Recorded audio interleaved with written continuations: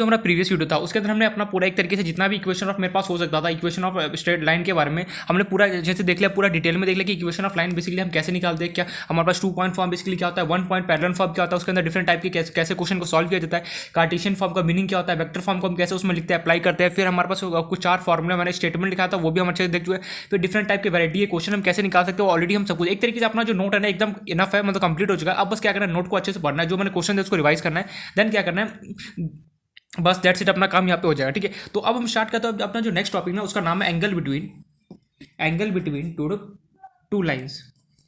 ये बेसिकली इन लोगों ने क्या किया, एक सेकंड में लिख दूं पहले फिर बताता हूँ। एंगल बिटवीन टू लाइंस, देखो ये जो टॉपिक है हमारे पास, एक सेकंड मैं एनसीईआरटी खोलता हूँ। एंगल बिटवीन टू इक्वेशन और लाइन पासिंग थ्रू, ये सब हम देख चुके ऑलरेडी। ठीक है, ये सारा हमने देख लिया, डायरेक्शन कोसाइन कैसे वगैरह सॉल्व किया जाता है, सब कुछ देख चुके। अब जो बेसिकली नेक्स्ट जो हमारा टॉपिक है एंगल बिटवीन टू लाइन्स, एक तरीके से सीबीएसई ने क्या कि इसको पूरा रिमूव कर दिया। ठीक, एंगल बिटवीन टू लाइन्स को पूरा रिमूव कर दिया, मीन्स ये पूरा जो कहानी लिखा हुआ है ये पूरा हमें रिमूव कर दिया। डायरेक्ट हमारे पास जो नेक्स्ट टॉपिक जिसका नाम है शॉर्टेस्ट बिटवीन टू लाइन्स, ये हमें पढ़ना है। यार एक बात बता, जब तुम ये पूरे टॉपिक को रिमूव करो, ठीक है, तो एनसीईआरटी के इसमें से क्या किया इन लोगों ने 11.2 में से सिर्फ और सिर्फ 2 क्वेश्चन को रिमूव किया। एक तो क्वेश्चन नंबर 10 को रिमूव किया, टिक करते रहना मेरे साथ साथ, क्वेश्चन नंबर 10 को रिमूव किया और क्वेश्चन नंबर क्या है 11 को रिमूव कर दिया एनसीईआरटी में। लेकिन जैसे वहाँ पे प्रॉपर्टी ऑफ डिमांड के अंदर देखा था, मिसलिनियस में हमारा एक तरीके से टॉपिक तो हट गया था, लेकिन मिसलिनियस के अंदर कैसे यूज हो रहा था, वैसे यहाँ पे क्या ना, जो एंगल बिटवीन टू लाइन्स है ना, बहुत इंपॉर्टेंट चीज़ है यहाँ पे ऐसे कुछ इंपॉर्टेंट पॉइंट्स है ना जिसका हर जगह यूज होना है, बट फिर भी इन लोगों ने पता नहीं क्यों इसे रिमूव कर दिया। जो यहाँ पे हमारा परपेंडिकुलर कंडीशन बताता है A1 into A2 plus B1 into B2 plus C1 into C2 equals 0, या फिर जो भी बस यहाँ पे परपेंडिकुलर कंडीशन, वो बहुत सारा यहाँ पे यूज होने वाला है, क्योंकि इसका पहला क्वेश्चन ही है यार म्यूचुअली परपेंडिकुलर नॉट। अरे भैया जब तेरे को एंगल बिटवीन टू लाइंस पढ़ेगा नहीं, उससे पहले तो कैसे बता सकता है कि परपेंडिकुलर है या फिर नहीं। इसलिए मैं क्या कर रहा हूँ, मैं इसको देखो एंगल बिटवीन टू लाइंस है ना, मैं उसको पूरा डिटेल में एकदम पोस्टमार्टम नहीं कराऊंगा, मैं बस ऊपर से झलक दिखाऊंगा, जो इंपॉर्टेंट बातें मैं बेसिक यहाँ पे बता रहा हूँ, जिससे हमें अच्छा ऐसे पता तो चल रहा है कि हाँ भैया कि बेसिक हमारे पास क्या होता है एंगल बिटवीन टू लाइंस का, और इसलिए मैं इसको स्किप नहीं कर रहा हूँ। ठीक है, हमारे बोर्ड के पॉइंट ऑफ व्यू से नहीं है वो मैं मानता हूँ, लेकिन मैं इतना डिटेल में इसको नहीं पढ़ाऊंगा, बस मैं जितना काम की चीज़ें हैं हमारे पास, जितना हमें इन्फॉर्मेशन यहाँ पे कलेक्ट करना है, सिंपली मैं वो सारी इन्फॉर्मेशन यहाँ पे करा रहा हूँ कि जिससे क्या हमारे पास क्वेश्चन में कोई भी प्रॉब्लम ना हो। ठीक है, तो यहाँ पे लिख भी लेना यहाँ पे साइड में, not in CBSE but points are important. ठीक है, शॉर्ट फॉर्म लिख दिया हमने, मीन्स ये हमारा सिलेबस में नहीं, बट इसके जो पॉइंट्स आने वाले हैं ना, जो वो बहुत इंपॉर्टेंट है। बेसिकली टॉपिक का नाम क्या, एंगल बिटवीन टू लाइन्स। नाम ही यहाँ पे, नाम से क्या हमें लग रहा है कि मीन्स 2 लाइन के बीच में एंगल मुझे निकालना होगा, वो कैसे हम निकालते हैं वो अब हमें देखना पड़ेगा। बिल्कुल सही, तो मीन्स हम कैसे, means angle between two lines, यहाँ पे 3 लाइन्स 4 लाइन्स के बारे में बात नहीं किया, हमसे सिर्फ सबसे बोल रहा है कि 2 लाइन अगर तेरे पास प्रेजेंट रहेगा तो सिंपली तू कैसे उसके बीच में एंगल निकाले वो हमें देखना। देखो जो हमारा 11, देखो एक चीज़ बताऊँ, जो हमारा 3D है ना, 3D पूरा डराइव होकर पता है कहाँ से है, वो स्ट्रेट लाइन जो हमारे पास 11th में होता है ना, वहाँ से पूरा डराइव होकर क्या, वहाँ में 3D है। स्ट्रेट लाइन में वहाँ पे एक्स और वाई प्लेन देखते थे, वहाँ से क्या वो डराइव होकर क्या 3D आ गया, बस यहाँ पे एक जेड एक्सिस मेरे पास एक एक्स्ट्रा पॉइंट आ गया। तो यहाँ से 5 मार्क्स का क्वेश्चन आना श्योर है, कहाँ से आएगा वो हम आगे देखेंगे। अभी के लिए जब जो भी हमने पढ़ा ना, बस हम अच्छे से पढ़ते हैं, यहाँ से 5 मार्क्स का क्वेश्चन आने का उतना श्योरिटी नहीं है। जो आगे जो टॉपिक आएगा ना वहाँ से बताऊंगा, फिर भी हम एक एक चीज़ सारे डिटेल में पढ़ना, बिकॉज मैं पूरा चीज़ डिटेल में पढ़ा रहा हूँ, ऐसा कुछ भी नहीं जो मैंने स्किप किया। तो एंगल बिटवीन टू लाइन्स है ना, मैं ऊपर से नहीं मैं बस बेसिक बताऊंगा। ठीक है, जितना हमें काम का है बस उतना इन्फॉर्मेशन बताऊंगा, इस पर पूरा पोस्टमार्टम नहीं करेंगे, डिफरेंट राइटिंग क्वेश्चन नहीं, 1-2 फॉर्मुला लिखेंगे, सिंपल सा क्वेश्चन करा दूंगा 1-2, और क्या अगर जो इंपॉर्टेंट पॉइंट वो मैं नोट डाउन करा दूंगा, जिससे हमें आगे क्वेश्चन में प्रॉब्लम है। मैं इसको चाहता था स्किप कर देता, बट मैं ये चाहता हूँ कि यार जब तुमने 11.2 जो एनसीईआरटी, जब उसको पहला क्वेश्चन ही तेरे को ये बताना कि परपेंडिकुलर है फिर नहीं, जब तक हमें एंगुलर बिटवीन टू लाइंस के बारे में पता नहीं हो, फिर हम कैसे उसको सॉल्व कर पाएंगे। अजीब CBSE यार इन लोगों ने। ठीक है, जो भी है, तो यहाँ से टॉपिक मुझे क्या लग रहा है, 2 लाइन के बीच में मुझे एंगल निकालना होगा। कैसे हम एंगल निकालते हैं, सिंपली ये पूरा 3D के अंदर बात किया जाएगा। किसके अंदर, 3D means x Y Z तीनों मेरे पास क्या होगा, प्लेन यहाँ पे प्रेजेंट होगा, उसके बारे में बात किया जाएगा। तो सिंपली मुझे क्या बोल रहा होगा, देखना ध्यान से, मेरे पास लेटर से डायग्राम बनाओ, या फिर मैं डायरेक्टली करूँ। चलो डायग्राम बनाते हैं। यहाँ पे मान लो हमारे पास कोई 2 लाइन है, लेटर से मेरे पास ये ओरिजिन से पास, मैं अपना एनसीईआरटी वाला डायग्राम बना रहा हूँ। कह रहे यार कैसा भी लाइन हो सकता है, जरूरी नहीं कि ठीक है दूसरे लाइन को लेटर से मैं यहाँ से ओरिजिन से ही पास करा देता हूँ, जिससे प्रॉब्लम ना हो।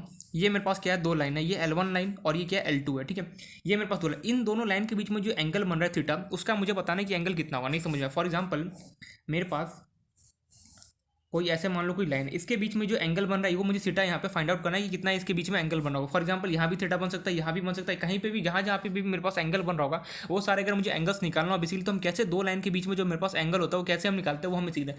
तो सिंपल क्वेश्चन यहाँ पे मेरे पास 2 फॉर्मुला आने वाला है, एक तो हम वेक्टर फॉर्म में फॉर्मुला देखेंगे और दूसरा हम कार्टेशियन फॉर्म में देखेंगे। बस दोनों को अच्छे समझना है और आगे बढ़ना है। तो टॉपिक क्लियर हो गया। टॉपिक हमें क्या बोलता है कि दो लाइन के बीच में मेरे पास अगर कभी भी एंगल निकालना हो तो सिंपली हम कैसे निकालते हैं वो हमें देखना है। तो सबसे पहले आई होप सो ये पॉइंट क्लियर हो गया यहाँ तक। अब हम सिंपली देखना है कि एंगल बिटवीन जो मेरे पास दो लाइन हो, अगर मेरे को एक बार वेक्टर के फॉर्म में अगर मुझे निकालना हो तो कैसे निकालेंगे, एंड एक बार जब मेरे पास कार्टेशियन फॉर्म में गिवन होगा देन उसको कैसे निकालूंगा, ये हमें वहाँ पर देखना है। तो स्टार्ट करते हैं अपना। फर्स्ट मैं देखूंगा वेक्टर फॉर्म। पहले मुझे टॉपिक क्लियर होना चाहिए। मेरे पास L1 L2 मेरे पास दो लाइन है, अगर मैं ये थीटा एंगल निकालना चाहता हूँ तो मैं कैसे निकालूंगा। सो जो कुछ क्या हमारे पास कोई आइडिया है, ये मेरे पास x है, ये y है, एंड ये क्या है मेरे पास z एक्सिस है, ठीक है। एक सेकेंड, हाँ अब ठीक है। तो एक्स वाई जेड मेरे पास तीन एक्सिस मेरे पास प्रेजेंट है। यहाँ पे L1 लाइन और ये क्या L2, मेरे दो लाइन है और बीच में ये जो एंगल बना रहा है कितना एंगल मेरे पास ये बना रहा होगा ये मुझे फाइंड आउट करना। मन में होगा यार ये पीछे भी तो एंगल बना रहा होगा, क्या यहाँ पे साइड में एंगल नहीं बना होगा। जहाँ भी एंगल बन रहा होगा अगर मुझे एंगल निकालना हो सिंपली तो कैसे निकालते हैं वो हमें देखना है। तो सबसे पहले हम देखेंगे first we discuss in vector form. सबसे पहले हम देखेंगे वेक्टर फॉर्म के अंदर। First we discuss in vector form. Vector form के अंदर हमें कैसे निकाला जाता है। देखो वेक्टर फॉर्म को निकालने का सिंपल सा हमारे पास तरीका, हमें कुछ फॉर्मूला हमें लर्न होना चाहिए। जैसे कि पॉइंट पैरेलल फॉर्म का हमारे पास फॉर्मूला लर्न होना चाहिए पहला। दूसरा क्या लर्न होना चाहिए, बस यहाँ पे फॉर्मूला लाना चाहिए। जैसे कि फॉर एग्जांपल मान लो हमारे पास क्या, पहले तो मेरे को पॉइंट पैरेलल फॉर्म का फॉर्मूला पता होना चाहिए। अगर पॉइंट पैरेलल फॉर्म कोई लाइन अगर हो किसी फिक्स पॉइंट से पास करो किसी वेक्टर से पैरेलल हो देन उसके इसमें क्या मेरे पास कैसे उस लाइन की इक्वेशन निकालते हैं, r vector equals to a vector plus lambda into b vector. वो सारे कुछ हमें फॉर्मुलेस यहाँ पे लाना होना चाहिए। तो फर्स्ट भी discuss in vector form. Vector form में बोल जाने से पहले सबसे पहले मुझे यहाँ पे कुछ स्टेटमेंट लिखना पड़ेगा। स्टेटमेंट क्या बोलता है, वही किताबी बातें, let we have a two vector, लिख सकते हैं let the vector equation of two lines. हमें दो वेक्टर इक्वेशन हमें गिवन है दो लाइंस का। आर सबसे पहले मुझे given r vector equals to a vector plus lambda into B1 ये बी वेक्टर है, ठीक है। देन दूसरा मुझे given and are vector equals to दूसरे लाइन का इक्वेशन गिवन A2 प्लस, यहाँ पे क्या माना जाए कॉन्स्टेंट, यहाँ पे कुछ भी मान सकता हूँ, लेमडा हो गया, म्यू हो गया, आर हो गया, डब्ल्यू हो गया, चलो म्यू मान लेते हैं, म्यू इंटू B2 वेक्टर। अब मन में हो गया ये म्यू क्या वर्ड है, अरे यार कुछ नहीं माना यार, जो जैसे मेरे पास लेमडा होता था वहाँ पे कॉन्स्टेंट, वैसे यहाँ पे लेमडा एक बार तो ले लिया, दूसरी बार तो ले नहीं सकता, इसकी जगह लेमडा की जगह मैं कोई भी कॉन्स्टेंट रख सकता था। तो म्यू बेसिकली क्या है, कॉन्स्टेंट है। म्यू बेसिकली क्या है मेरे पास, कॉन्स्टेंट है। इसको ब्रैकेट में लिख लेना। अगर यार जो लेमडा होता है यहाँ पे मैं लेमडा एक बार यूज़ कर चुका हूँ तो मैं दोबारा दूसरी लाइन में लेमडा थोड़ी ना यूज़ कर सकता, मुझे कुछ और यूज़ करना पड़ेगा। तो सिंपली मैंने क्या किया, म्यू यूज़ कर लिया।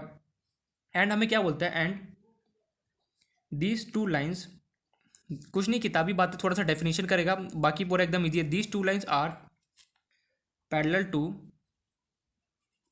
To the vector B1 and B2, parallel to the vector B1 and B2। Then हमें बोल देन द एंगल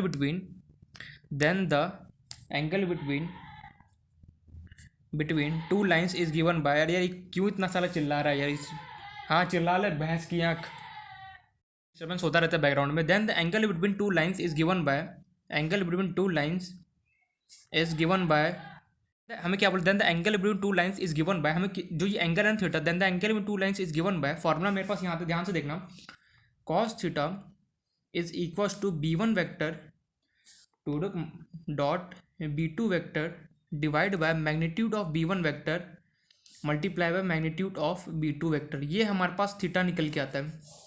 अब ये मत पूछना कि cos थीटा क्यों है, ये हमें पास डेरिवेशन हमारा किसी काम का नहीं है कि कैसे मेरे पास है, बस हमें इतना बस याद रखना है, समझ लेना है। अरे ये NCERT को हटाना है यहाँ से, हमें बस इतना समझ लेना है कि अगर मेरे पास कभी भी दो लाइन के बीच में अगर मुझे एंगल निकालना और सिंपली अगर मुझे वेक्टर फॉर्म में अगर इक्वेशन ये होना तो सिंपली क्या होगा, B1 vector dot B2 vector divide by magnitude of B1 vector into B2 vector. यानी B1 कौन, ये वाला B1 और इसका B2, और फिर जो भी मेरे पास B1 B2 उसका मुझे क्या करना है, मैग्नीट्यूड निकाल के क्या करना, सॉल्व करो। कैसे हम सॉल्व करें वो तो एग्जाम्पल भी देखेंगे, बट यहाँ से ये इंपॉर्टेंट हमारे पास एक फॉर्मुला निकल के आया कि अगर मुझे कभी भी दो लाइन मेरे पास प्रेजेंट है, ठीक है, एंड अगर मुझे उसका इक्वेशन अगर मुझे वेक्टर फॉर्म में गिवन है और मुझे उसका एंगल निकालना है कितना मेरे पास थीटा होगा, तो सिंपली किसका इक्वल होता है, cos theta equals to B1 vector dot B2 vector divide by magnitude of B1 vector multiply by magnitude of B2 vector. ये B1 B2 क्या है, बेसिकली जो हमारे पास ये होता है ना डायरेक्शन जो बताता है वो हमारे पास क्या है, B1 B2 है। ये पॉइंट क्लियर हो गया कि हमने ये देख लिया यहाँ पे अगर कभी भी मुझे दो लाइन प्रेजेंट है, अगर उसके बीच में अगर मुझे कभी भी एंगल निकालना हो कितना है, और मुझे वेक्टर फॉर्म में अगर इक्वेशन गिवन हो, वेक्टर फॉर्म मीन्स अगर मुझे जैसे इस फॉर्म में अगर मेरे पास गिवन हो, जैसे ये r vector equal a plus lambda b vector latest इस लाइन का इक्वेशन है, एंड ए दूसरा जो मेरे पास ये लाइन इसका equation A2 plus mu B2 इस लाइन का equation r vector equal to A2 plus mu into B2 मेरे पास गिवन है। ये म्यू क्यों है, म्यू मेरे पास एक कॉन्स्टेंट एक तरीके से गॉड में, जैसे वहाँ पर लैम्डा कॉन्स्टेंट होता होता था उसी वैसे मैंने यहाँ पे क्या किया, म्यू को कॉन्सेप्ट यहाँ पे ऐड कर दिया।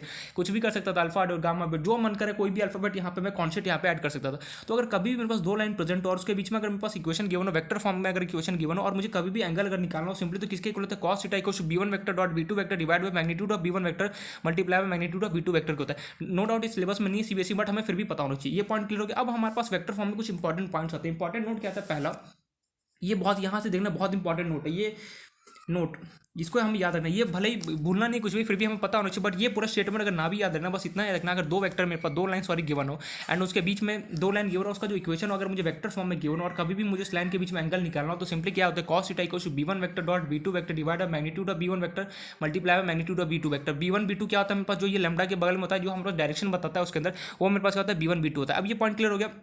ये सिर्फ और सिर्फ क्या होता है, पॉइंट पैरेलल फॉर्म में बेसिकली होता है, जहाँ 2 पॉइंट फॉर्म में बेसिकली कभी, अरे 2 पॉइंट फॉर्म में कैसे देगा यार, सीधी सी बात है, लीनियर है। 2 पॉइंट फॉर्म बेसिकली लीनियर में होता है, लीनियर में क्या कभी मैं एंगल निकाल सकता हूँ, बिल्कुल भी नहीं। तो इसलिए हमारे पास क्या होता है, हमेशा जो एंगल बिटवीन टू लाइन्स होता है ना, कहाँ वैलिड होता है, पॉइंट पैरेलल फॉर्म में ही वैलिड होता है। ऐसे मत कुछ। अब ये 2 पॉइंट फॉर्म में कहाँ से वैलिड होगा यार, कोई लाइन है। 2 पॉइंट फॉर्म बेसिकली क्या होता है कि कोई एक मेरे पास स्ट्रेट लाइन जो किसी दो फिक्स पॉइंट से अगर पास कर रहा हो, तो हम उसे क्या होता है 2 पॉइंट फॉर्म बोलते हैं। इस केस में मेरे पास बन ही नहीं पाएगा, सीधी सी बात, लीनियर एक ही लाइन में मेरे पास जा रहा है, लेकिन पॉइंट पैरेलल फॉर्म में अलग अलग हो सकता है, इसलिए हमने ये बनाया। ये पॉइंट क्लियर हो गया ऐसे। अब यहाँ पे इंपॉर्टेंट हमारे पास कुछ नोट है, नोट यहाँ पे देखना बहुत इंपॉर्टेंट है ये, इसी यही हमें क्या करेगा, क्वेश्चन में हेल्प करेगा। इफ लाइन लेटर से जो मेरे पास दोनों लाइन अगर परपेंडिकुलर हो जाए, if the lines L1 and L2 get perpendicular to each other, then ये हमें क्या बोलता है, perpendicular, then b1 vector dot b2 vector equal to 0। बहुत मोस्ट इंपॉर्टेंट पॉइंट, क्या बोलना क्या चाह रही है।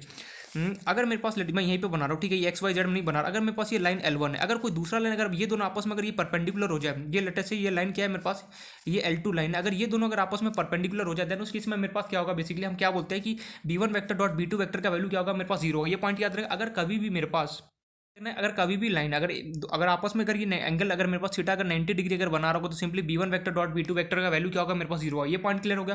क्यों ये पॉइंट क्लियर हुआ या फिर नहीं हुआ, क्यों, अरे यार क्यों 0, बिकॉज हमें पता है a vector dot b vector होता है, सिंपली किसके इक्वल होता है, ए बी कॉस थीटा के इक्वल होता है मेरे पास, होता है या फिर नहीं होता। अगर मैं यहाँ पे थीटा के वैल्यू अगर मेरे पास cos 90 हो गया, तो मेरे पास cos 90 की वैल्यू कितना होता है, मेरे पास बेसिकली 0 होता है। तो पूरा क्या होगा, निपट गया। ए वेक्टर डॉट बी वेक्टर क्या होता है, 0 होता है। इसलिए मेरे पास क्या होता है, अगर कभी भी दो लाइन अगर आपस में परपेंडिकुलर हो जाए, देखो if two lines L1 L2 get perpendicular means अगर 90 डिग्री अगर वो एंगल बना रहा होगा सिंपली, तो क्या होगा, b1 vector dot b2 vector का वैल्यू क्या होगा, 0 होगा।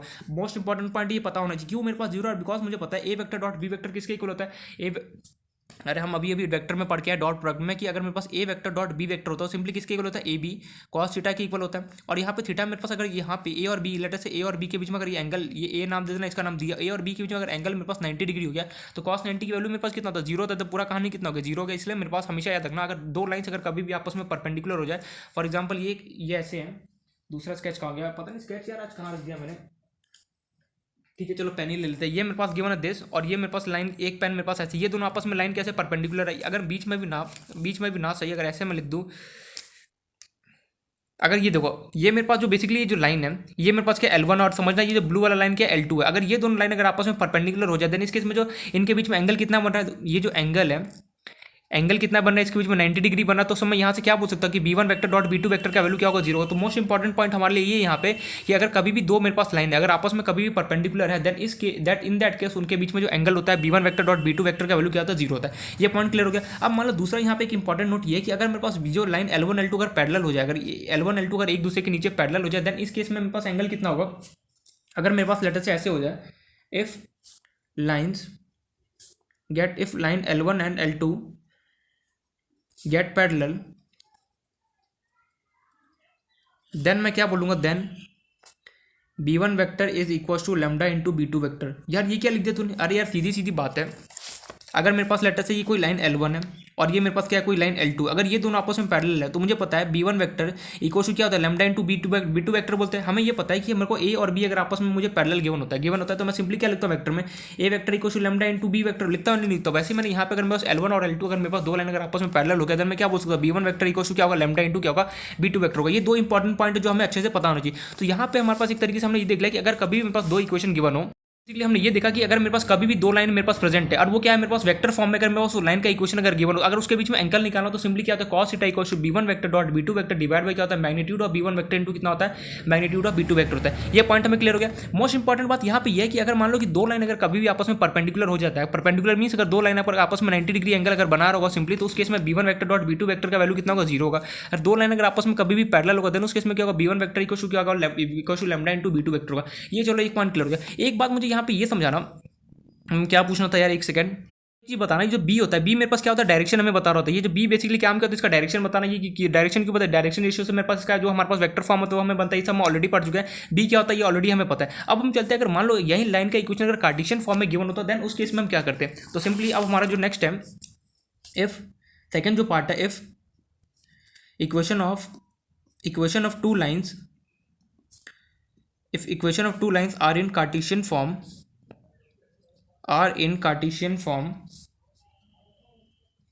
then angle between two lines is अगर मेरे पास मान लो यहीं तो मेरे पास अगर यहाँ पे मेरे पास क्या था वेक्टर फॉर्म में इक्वेशन गिवन था तो हम सॉल्व करें। अगर यहीं पे अगर मेरे पास अगर कार्टेशियन फॉर्म में इक्वेशन गिवन होता देन उस केस में मैं कैसे इसको सॉल्व करता वो अब हमें देखना है। नहीं क्लियर होगा। मैं ये बोलना चाह रहा हूँ यहाँ पे अगर मेरे पास अगर फॉर एग्जांपल ठीक है लाइन ही ड्रॉ कर लेते हैं टोटो, जैसे ये मेरे पास लाइन है L1, ये मेरे पास लेटर से लाइन दे दिया मैंने L2, मैंने ओरिजिन से पास किया जिससे इजी थोड़ा सा इजी कैलकुलेशन, इनके बीच में एंगल कितना बना थीटा। अगर मेरे पास इस लाइन L1 का मेरे पास लेटर से इक्वेशन बोलता हूँ मैं x1 x minus x1 by a1 equals to x minus x2 equals to b1 equals to, क्या हो गया फ़ोन को एक सेकेंड, तो ये मेरे पास लेटर से गिवन, अरे यार y क्यों लिख दिया x क्यों लिख दिया यहाँ पे, सॉरी कैसे कट करूँ अब, चलो ये कट कर लेना, y माइनस कितना गिवन है कट ही कर लो। लेटर से मेरे पास L1 लाइन का इक्वेशन मेरे पास गिवन है x minus x1 divide by a1 equals to y minus y1 divide by b1 equals to z minus z1 divide by मेरे पास लेटर से c1 मेरे पास c1 गिवन है। ये मैंने ऑलरेडी बता चुका कि L1 के बाहर अगर मैं ऐसे रेशियो का सिंबल लगा और ये इक्वेशन को ये क्या रिप्रेजेंट करा तो इस लाइन का मुझे इक्वेशन, एंड ये लेटर से L2 लाइन का इक्वेशन लेटर से मैं दे देता हूँ x minus x2 divide by a2 equals to y माइनस y2 डिवाइड बाई b2 इक्वल्स टू लेटर से z minus z2 divide by c2। अब मन में आ रहा है यार a1 b1 c1 क्या a2 b2 c क्या, ये बेसिकली हमारा डायरेक्शन रेशियो होता है, ये हम ऑलरेडी पढ़ चुके हैं कि अगर मेरे पास कभी भी कार्टेशियन फॉर्म में इक्वेशन मेरे पास लाइन गिवन और सिंपली ये हम बेसिकली क्या, ये सारा बात हम कहाँ पे बात करें, पॉइंट पैरेलल फॉर्म की बात करें। टू पॉइंट फॉर्म में कभी तो मैं इक्वेशन ना तो मैं सिंपली कभी एंगल निकलता है, ये सब निकलने का चांस ही नहीं। तो बेसिकली ये सारा क्वेश्चन हम किस पे डील करें, पॉइंट पैरेलल फॉर्म में ही बात करें। तो मेरे पास कभी भी पॉइंट पैरेलल फॉर्म में अगर कार्टेशियन फॉर्म में इक्वेशन होता है सिंपली क्या होता है ABC मेरे पास क्या रिप्रेजेंट करता है, डायरेक्शन रेशियो को रिप्रेजेंट करता है। क्या हम ABC के अलावा कोई सिंबल यूज़ कर सकता हूँ डायरेक्शन रेशियो के लिए, बिल्कुल भी नहीं। हमें डायरेक्शन रेशियो का सिंबल मेरे पास क्या होता है फिक्स होता है, ABC के अलावा मैं कुछ भी यूज़ नहीं कर सकता। चलो ये पॉइंट क्लियर हो गया। मीन्स अगर मेरे पास L1 का स्केच लेटर से मेरे पास ये L1 लाइन है, L1 लाइन का मेरे पास ये इक्वेशन मेरे पास प्रेजेंट है, लेटर से L2 लाइन जो है वो मेरे पास ये इक्वेशन प्रेजेंट है। मुझे फाइंड क्या करना है, L1 और L2 के बीच में जो थीटा एंगल बन रहा है वो कितना बन रहा है वो मुझे देखना है। यार ये तो वेक्टर फॉर्म में गिवन है, अगर वेक्टर फॉर्म में गिवन हो तो सिंपली क्या बोलता है cos थीटा इक्वल टू कितना b1 vector dot b2 vector divide by magnitude of b1 vector और multiply by magnitude of b2 vector बोलता है। ठीक है यार ये बात क्लियर है पॉइंट। लेकिन यहाँ पे मेरे पास क्या कार्टेशियन फॉर्म में अगर मेरे पास इक्वेशन गिवन हो, अगर इन दैट केस जब मुझे एंगल अगर निकालना हो तो सिंपली मैं कैसे निकालूंगा, तो यार सिंपल सा तरीका होता है इसका। क्या मैं इसको पूरा प्रूफ करूँ, क्योंकि हमारे सिलेबस में है नहीं, बस हमें पता होना चाहिए ऊपर से। क्या मैं प्रूफ करूँ या फिर डायरेक्ट फॉर्मुला लिख दूँ। प्रूफ करने में बेसिकली कुछ नहीं, 3 से 4 लाइन मेरे पास लग गया, अदरवाइज मैं फॉर्मुला डायरेक्ट लिख दूँ या फिर प्रूफ करूँ, क्या करूँ चलो डायरेक्ट प्रूफ कर ही देते हैं।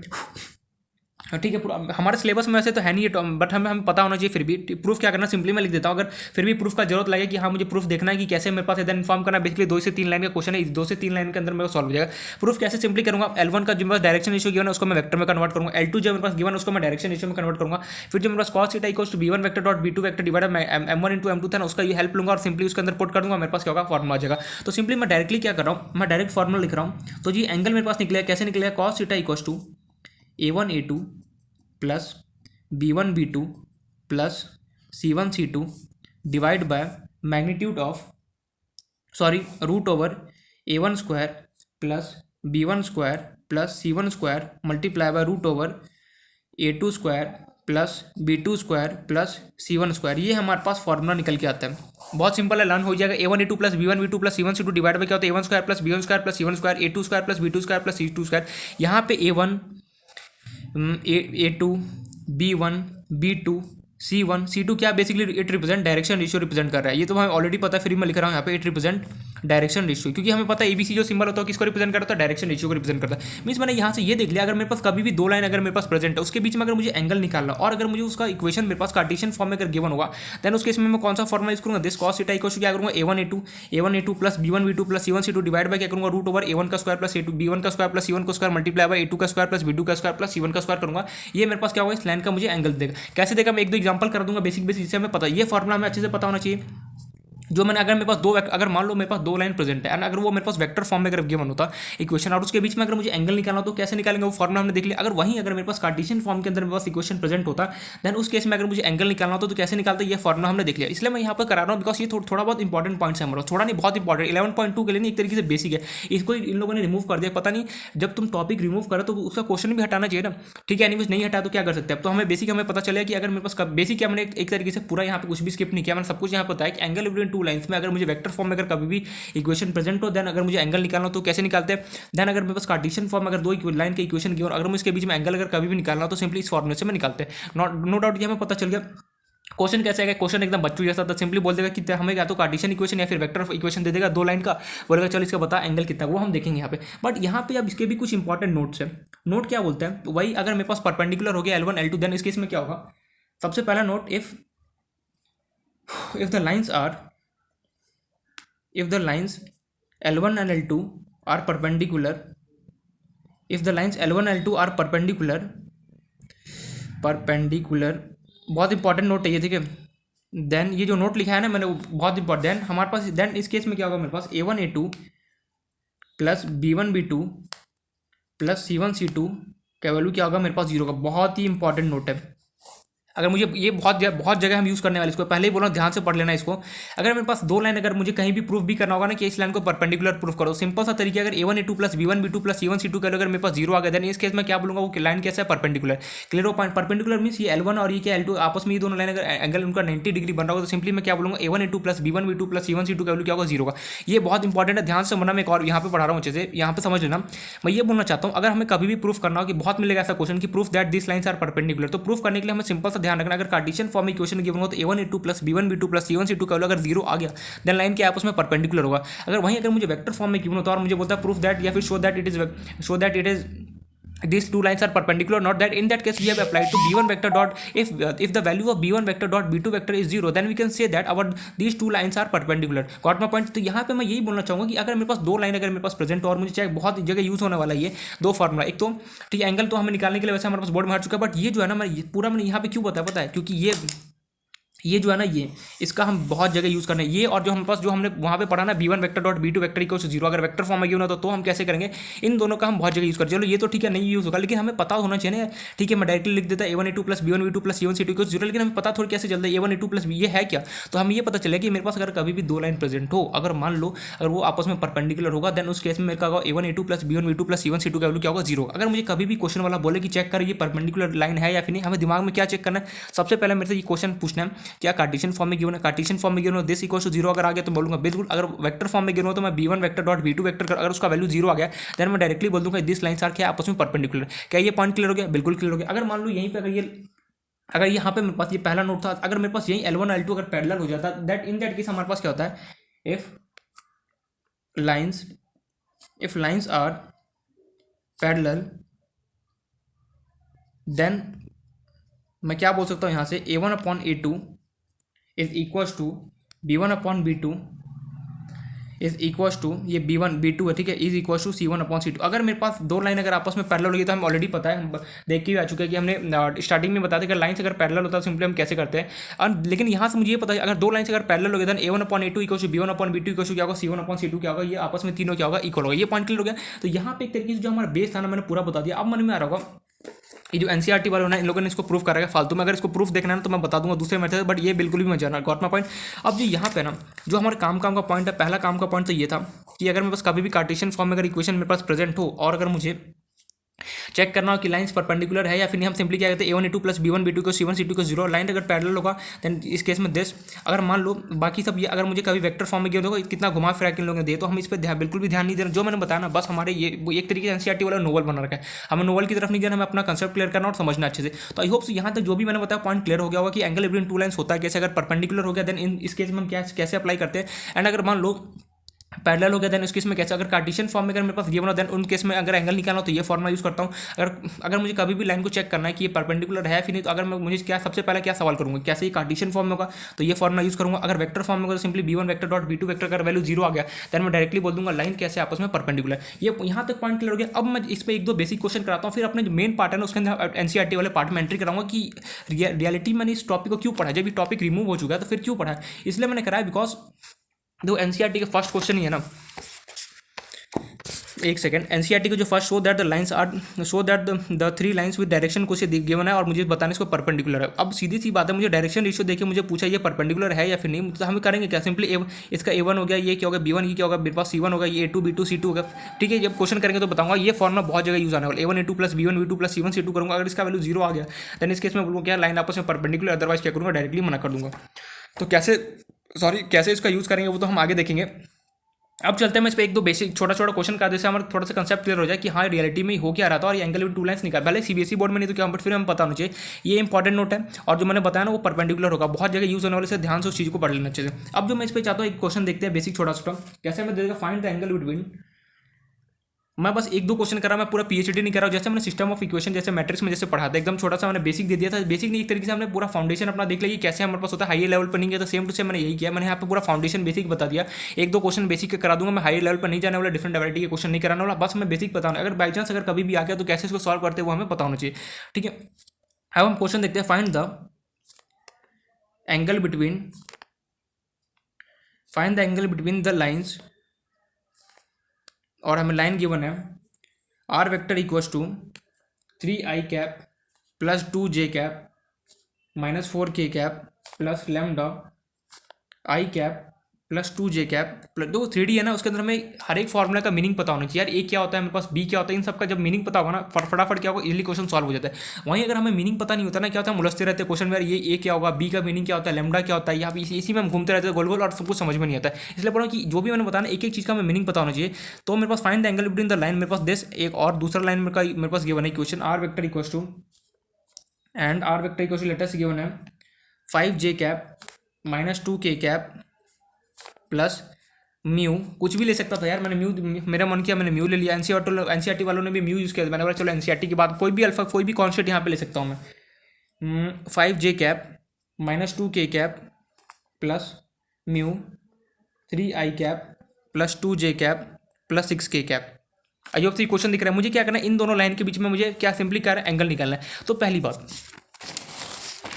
बहुत से लोग तो क्या होगा कि एक सेकेंड, इस लाइन का इक्वेशन देख के ये आदमी घबरा जाएगा यार बेसिकली दिया क्या, हमें सिंपली कुछ नहीं करना, सिंपली मुझे ये पता है कि अगर मुझे दो लाइन के बीच में अगर मुझे एंगल निकालना है, सबसे पहले मैंने क्या सवाल पूछना है हमें कि ये वेक्टर फॉर्म में कार्टेशियन पे, मुझे वेक्टर फॉर्म में गिवन है, तो वेक्टर फॉर्म में मुझे गिवन है तो मुझे सिंपली कौन सा फॉर्मूला लगाना है, कॉस थीटा इक्वल टू क्या किसके इक्वल होता है मेरे पास, b1 vector dot b2 vector divide by magnitude of b1 vector divide by magnitude of b2 vector. अब यहाँ पे इक्वेशन को देख के हमें b1 b2 पहचानना है,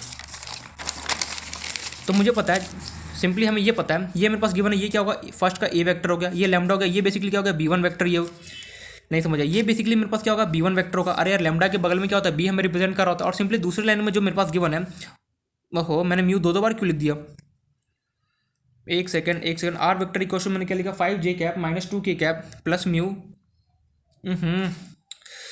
ये कटा हुआ है यार ये, ठीक है, ये मेरे पास दिस है mu 3i cap plus 2j cap plus क्या गिवन है मेरे पास 6k कैप, ठीक है, यहाँ पे करेक्ट कर लेना छोटा सा।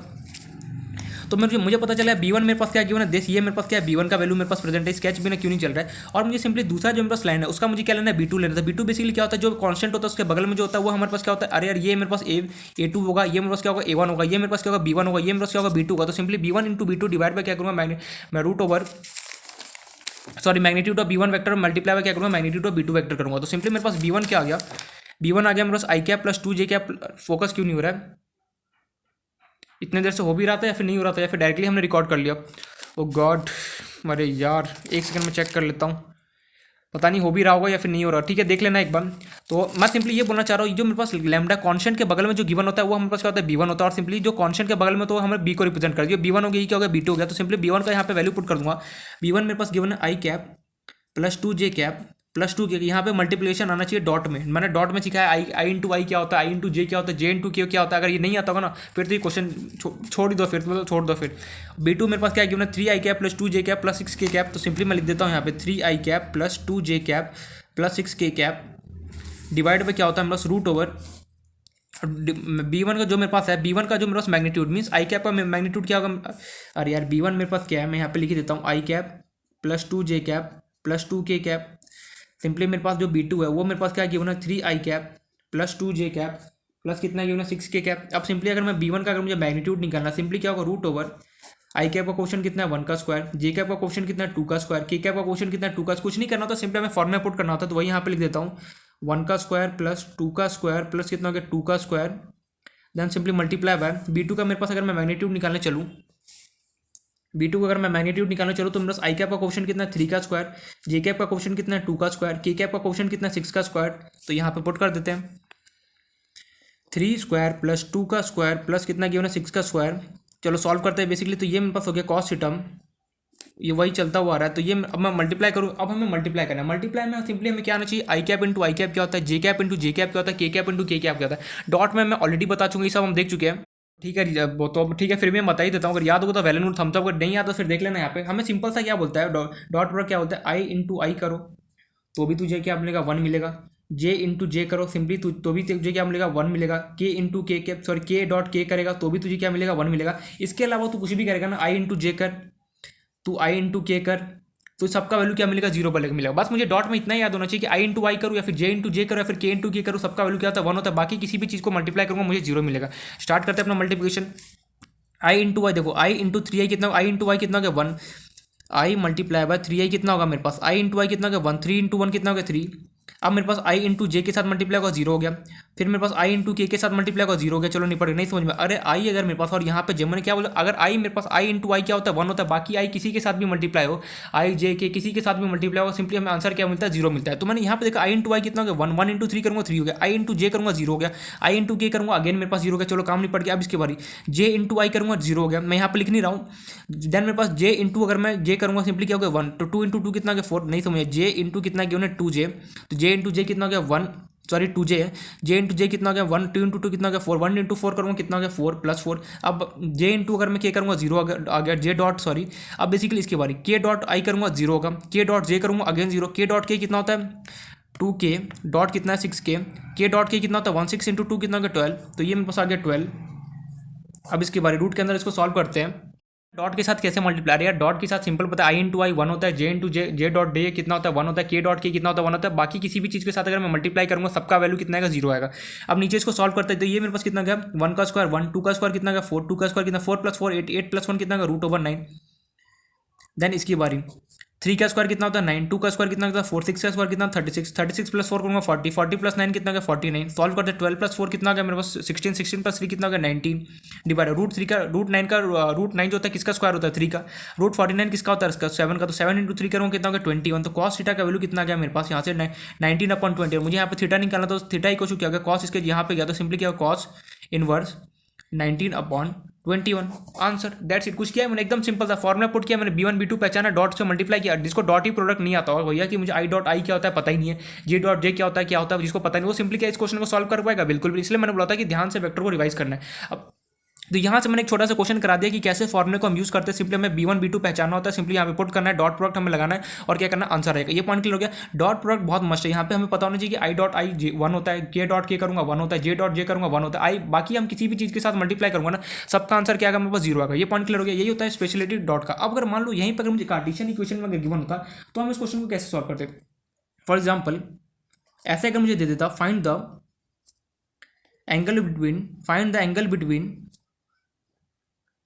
The angle between two lines, या फिर बोल देता find the angle between the line. If हमें इक्वेशन हमें ऐसे देता find the angle between line, if हमें इक्वेशन दे देता x-2 divide by 3 equals to y+1 divide by -2। चलो थोड़ा सा मैं घुमा देता हूँ उस क्वेश्चन को या फिर कन्फ्यूजन हो जाएगा।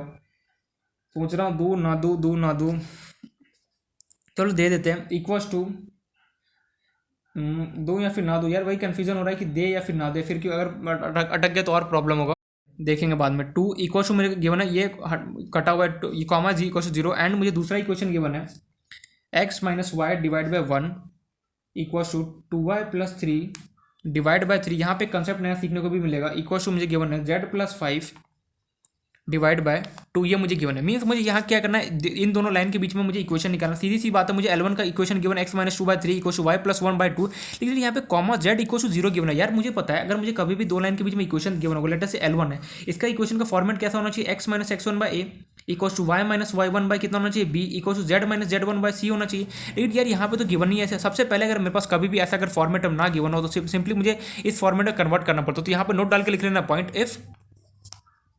if our equation is not in proper format, not in proper format, जो हमारा फॉर्मूला उसके फॉर्मेट में अगर नहीं है, if our equation is not in proper format, then first we convert the equation in proper form, in proper format। अगर मेरे पास कभी भी इक्वेशन अगर प्रॉपर फॉर्मेट में नहीं है, इसका इक्वेशन किसका फॉर्म में, X minus X one by equal to Y minus Y one by B equal to Z minus Z one by C के फॉर्म में होना चाहिए। लेकिन यार यहाँ पे तो x minus two by three equal to y plus one by y plus one divide by minus, लेकिन बीच में कॉमा लगा के z equal to zero given है। यार ये तो फॉर्म है नहीं। फिर मैंने इसको चेक किया, x minus one equal to, ठीक है ये सही गिवन है, इक्वल टू टू वाई है, वाई तो अलग होता है यार, इसके साथ टू क्यों लगा हुआ है, मीन्स इसको भी मुझे ठीक करना पड़ेगा। तो कैसे उसको ठीक करते हैं वो अब हमें देखना है। तो यहाँ से एक पॉइंट तो क्लियर होगी कि अगर मेरे पास कभी भी प्रॉपर फॉर्मेट में अगर नहीं गिवन होगा, देन सबसे पहले मेरा काम क्या, उसको प्रॉपर फॉर्मेट में हमें कन्वर्ट करना है। कैसे करते हैं वो हमें देखना। सिंपली हमें फॉर्मुला पता है क्या होता है, x minus X one by equal to Y minus Y one by B कुछ Z minus Z one by C होगा। सिंपली मुझे क्या करना है, जो भी मेरे पास फॉर्म होता है ना, सबसे पहले उसको जो भी इक्वेशन यहाँ पे गिवन, सबसे पहले मुझे अपने फॉर्म में इसको कन्वर्ट करना है। वो ये लिख दिया, if our equation is not in proper form, means अगर इस फॉर्मेट में अगर मुझे नहीं गिवन है, देन सिंपली मुझे क्या करना है, इस इक्वेशन को सबसे पहले मुझे कन्वर्ट करना है कि इसको प्रॉपर फॉर्मेट में, देन मुझे क्या करना है, इसको सॉल्व करना है। तो कैसे इसको कन्वर्ट करते हैं वो अब हमें यहाँ पे देखना है।